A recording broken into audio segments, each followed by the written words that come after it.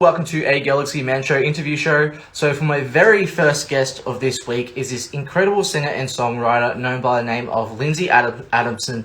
So I'm about to add Lindsay into the live now to have a chat with Lindsay about her incredible music that she's created. So yeah, let's add Lindsay in and have a chat with Lindsay. Hello. Hey, Lindsay, how's it going? Good. How are you? Yeah, really good, thanks. I just want to say first up, thank you so much for taking the time to join my show, Lindsay. It's such an incredible pleasure having you on the show for today. To people that don't know who you are, if you can give like a bit of backstory about yourself, and then we'll dive right into the questions. For sure. I'm super happy to be here too. My name's Lindsay Adamson. I am a Canadian country singer and songwriter. I currently live in Nashville. I've been here for the last 3 years, just pursuing this country music dream. I just released my fourth single, "Get You Back," about, I don't know, 12 days ago. I'm super excited. This is my favorite song I've ever put out, and it's just super fun and sassy, and I love it. Awesome. So I'll dive right into the questions now, Lindsay. So for my very first question, so as you mentioned, you created this incredible song, "Get You Back." What was it like what was it like getting to create this song of "Get You Back"? And like, what was like the whole take? What was like the mindset of like, hey, I want to create this song, and just like get this ball rolling on creating the song? Yeah, it fell across my lap at the perfect time because I had just gone through a really painful breakup, and I can't say that my breakup was anything like what the song portrays. Luckily, we're very like loving and supportive of each other, and we're not like burning each other's houses down like the song talks about. But my producer Dave Thompson actually wrote this song with Kiki Halliday, and we were working together, and he showed me the song, and from the second I heard it, I was like, I need to record this. It just happened to be the perfect time where I was able to unleash all of my emotions from the breakup into a really fun song that takes all those emotions and portrays them in a really playful way instead of, really sad or angry or angsty. It's super playful and fun and sassy, and it was nice to be able to have that outlet to unleash all of those emotions into. And this is by far the most poppy song that I've done so far. And it's kind of the direction that I was heading in all along, but I guess it just took me until now to get there. So on to our very next question. So you've also created an incredible original song called "Got Me." What was it like getting to create this one? And like, what's the whole meaning behind this one? Yeah, "You Got Me" was my first single. I released it a couple years ago. And honestly, it's a love song about how crazy falling in love can make you feel, but it wasn't actually falling in love that inspired it. One weekend, I was at home listening to Morgan Wallen's cover of the song "Cover Me Up." One of my favorite songs of all time, especially his cover of it. And I must have listened to that song. Hi, Scott. I must have listened to that song 100 times over a weekend, that cover. And it got me thinking, like, when you start to fall in love, sometimes you do some sort of crazy things. Like you spend all day thinking about one person, or, all of the crazy emotions it makes you feel. It kind of makes you act a little bit crazy sometimes. So "You Got Me" was about that. It's about falling in love and how it makes you feel and how good it feels to feel a little bit crazy. So on to our very next question. So you've also created a song called "He Ain't Worth It." What was it like getting to create this one? And what's the whole meaning behind this one? "He Ain't Worth the Makeup" is a fun one. Honestly, if you know women, you know it takes us like an hour, 2 hours to get ready for a date. And I kept hearing stories from my friends about dating apps. And here in Nashville specifically, dating is sort of rough. Like you got to go through a lot of first dates to meet anyone that you even sort of connect with. Um, so a friend of mine was telling me a story about how she was all ready to go on a first date with someone that she had met off a dating app, And then he just didn't show up, didn't call, didn't text, just nothing. And something similar had happened to me before. Something similar had happened to at least 2 or 3 other friends.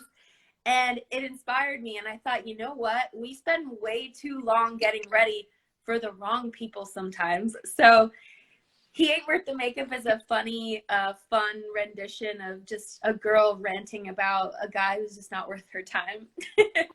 Yes. Yes. So on to our very next question. So what made you decide as a person, and especially as an artist, like to get into the whole singing process in the first place? It was never a decision or a choice. It was just something that was so natural to me, like anything else that's natural, like walking or talking. I've been singing since I was 3 years old, and before I even knew I was good at it, I would sing for anyone who would listen. And I had this little microphone, and it had pedals that you could press to have a crowd cheering for you. So I'd spend hours just singing into that. And then when I got a little bit older, I don't know if you remember that, like boom boxes and stuff used to have like the tape player that you could also record on. So sometimes my mom had one that had actually 2 slots. So I could play with one and record with the other. And I actually, funny thing, I was cleaning out my stuff in my dad's basement a few weeks ago, and I found one of those tapes. But I would just work on music from really young age, and I started writing when I was about 8 or 9 years old. It just all came super naturally to me. So it was really never a decision or a choice. It just was what I was born to do. So on to our very next question. So who would be your all-time inspirational person or music artist that you like inspired or like look up to, and why? Definitely Maren Morris. It's no secret that I'm a big fan of hers, but it just goes a lot deeper than that. I just respect the hell out of her. I look up to her a lot. I think she's definitely paved the way for herself.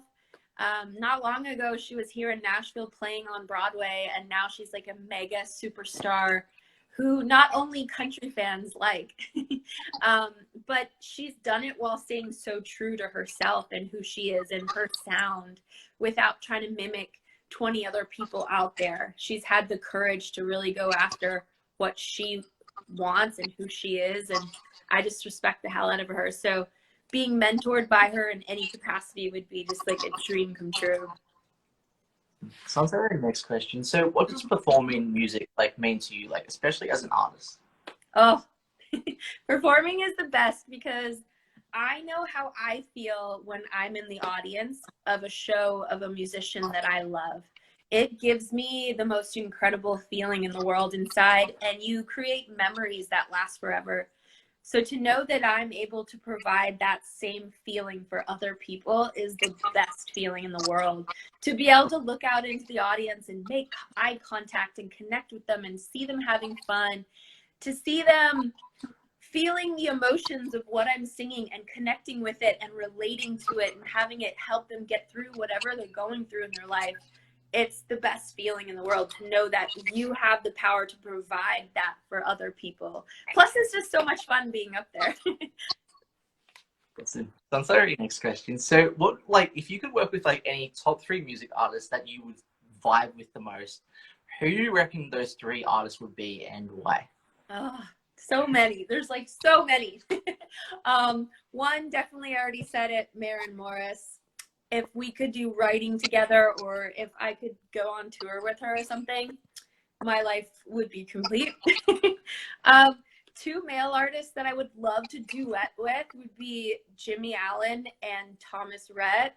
Jimmy Allen, I feel like, is just blowing up right now, but I got to see him perform in a really intimate setting at a songwriter showcase like a year and a half ago, and like just hearing him speak about the inspiration behind his songs and just getting to know his personality, I just became the biggest fan of his. So I would love to do a duet with him. And Thomas Rhett is pretty obvious. He's just on top of the game. He makes so many incredible songs, and his music always blows up. So it'd be so fun to do a duet together.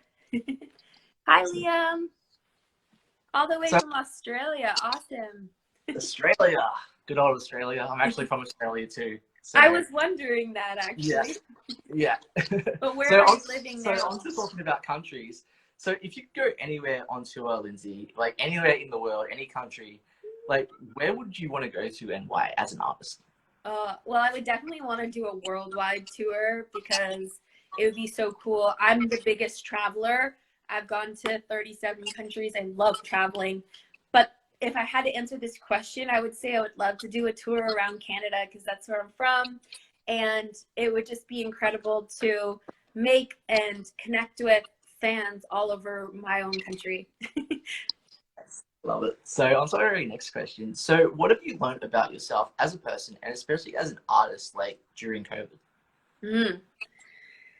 Oh, as a person, I would just say um, we all need quiet time to become our best selves. And so being forced to spend more time alone at home has helped me grow a lot as a person. I've been able to dive a lot deeper into my creative outlets like songwriting and art and stuff like that. So it's helped me grow a lot and get to know who I am a lot better and really tap into my gifts. But in general, I would say it's helped actually bring me even closer to the people that matter in my life. And it's helped us to make a commitment to speak so much more often because it just really shows you how precious life is and how precious the time you get to spend with the people you love is. As an artist, it's shown me that you have to be really versatile in your marketing and think on your toes and be really adaptable. And even the hardest times in your life are also assets to show you new ways of doing things that could work way better than things that you tried before. So I've gotten to connect with new people and make new fans online in different ways that I probably wouldn't have tried had I not gone through COVID and all that. Well, very next question. So what's like the whole positive and negative into creating your own like music wise, and how do you get through those like negative moments as an artist? Before I moved to Nashville, I had been going to LA and stuff a lot for music, and unfortunately, it's really easy when you're young, especially because I started recording and pitching to labels and stuff when I was 16. It's very easy to get taken advantage of because people know how important this dream is to you and how you'd be willing to do anything. And so sometimes you can get taken advantage of. So I went through that a lot when I was younger. I kind of had the mentality where I would go anywhere and do anything as long as it would make my dreams come true. And people can feel that energy and take advantage of it.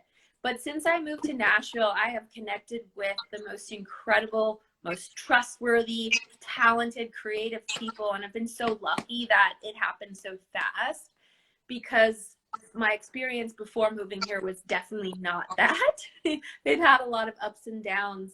I'm trying to remember the rest of your question. So like how do you get through those like negative moments like and positives and stuff? Oh, well, honestly, the negative moments, you get through them by realizing that you wouldn't have had this dream put in your heart if it wasn't what you were meant to do. And being a musician and wanting to do it professionally comes with a lot of rejection and a lot of really high highs and really low lows. And you have to keep your eye on where you're going and why you're doing this to get through it. Just this week, I found out like something that I had applied to 6 months ago, I got turned down for. It happens all the time. But then you have these incredible moments like last week when my publicist called and said Spotify added me to one of their editorial playlists. Like you just have really good news, really bad news, and you just have to stay on track and realize why you're doing this and keep your mindset positive because consistency is really what helps people's dreams come true. I really believe that. If you could like give any advice to anyone that wants to start getting into like singing and music and stuff, well, like what advice would you give someone wanting to get into the music industry? One thing I would definitely say is be true to yourself and who you are. Don't try to make music that you don't even like because you think that it's what other people will want to hear. And don't try to make music that 100 people are already making that exact same sound. Be true to who you are, what you want to write about, what you want to sing about, play about, and really own that. Even if opportunities come your way to go in a different path that is not aligned with you. And I wish someone had told me that when I was younger, because I would let people steer me in all these different directions. They had me singing R&B music, and I did this and I did that, and I listened to whatever they told me because I just wanted it so bad. But moving to Nashville and pursuing country music, this has been a whole chapter of doing things for me, my way, and in a way that's aligned and true for me. And I just wish I had learned that 10 years ago. Because if you're true to yourself and you're consistent and you keep working at it, it will happen. Female empowerment all the way. And also just be patient. We all want our dreams to happen like tomorrow, and it's just not going to happen that way. You have to work at it, and it takes hard work and persistence and resilience, but it will happen if you keep going, if you're talented and hardworking. Yeah. Well, also a last question, Lindsay. So, like, what's next for you, like, music-wise, for the rest of this year or beyond, like, music-wise? Yeah, what's next for you? I'm actually, in the next few weeks, about to hop back into the studio to record my next single. So I'm really excited about that one. It's going to be coming out early in the new year. And then there's actually quite a few things that are going to be released, like, right in the first few months of the year. But I'm working on writing and recording my first album. So when the album comes out, I'm going to be planning my first ever tour, which is really exciting. I've never performed outside of the city that I'm currently living in. So it's going to be really exciting and scary all at the same time. But I'm so excited to just get to connect with way more people and meet more people and expose them to my music and put more music out into the world. Things just keep building and building. So I'm just going to keep riding that momentum. Well, can I just say thank you so much, Lindsay. It's been such an incredible pleasure having you on the show for today. Everyone, definitely go support Lindsay and her incredible music that she's made. So, yeah, do you have, like, any last final thoughts that you'd like to share to people on the show? Well, I just want to say thank you guys for thank you for watching and listening today. If you haven't heard my new single, Get You Back, definitely stream it on your favorite streaming service, whether that's Spotify or Apple or Amazon or any of those things. And I would absolutely love to connect with you on socials, so feel free to follow and contact me. I'd love to get to know you better. Mama said don't twist your neck, checking on the past, you should never look back. I never listen to anything she says. I know I should be mad, but I miss everything we had. We were so magnetic and I can't forget it. I didn't wanna let you go. I got a new strategy, it's gonna make it easy. I'm just here to let you know. We could kiss and make up, or I could scratch up your truck. I haven't made my mind up yet. You can take me downtown, or I could burn your house down. It's one or the other. Either way, I'm gonna get you back.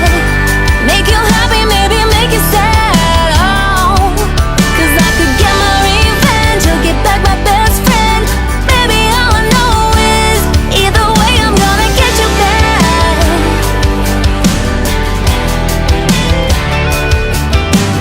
I'm not one to give a second chance. You need to understand it won't come around again.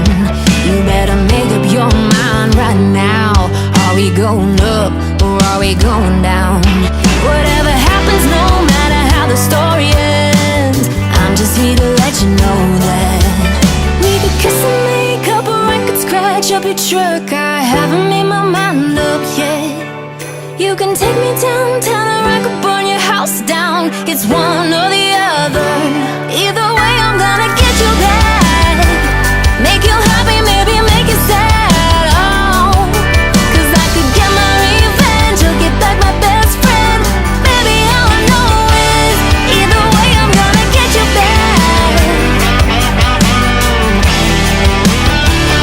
Either way, I'm gonna get you back.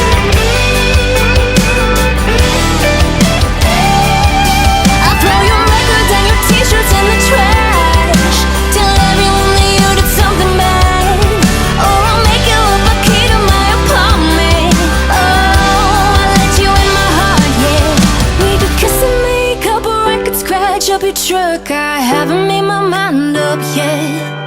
You can take me downtown or I could burn your house down. It's one or the other.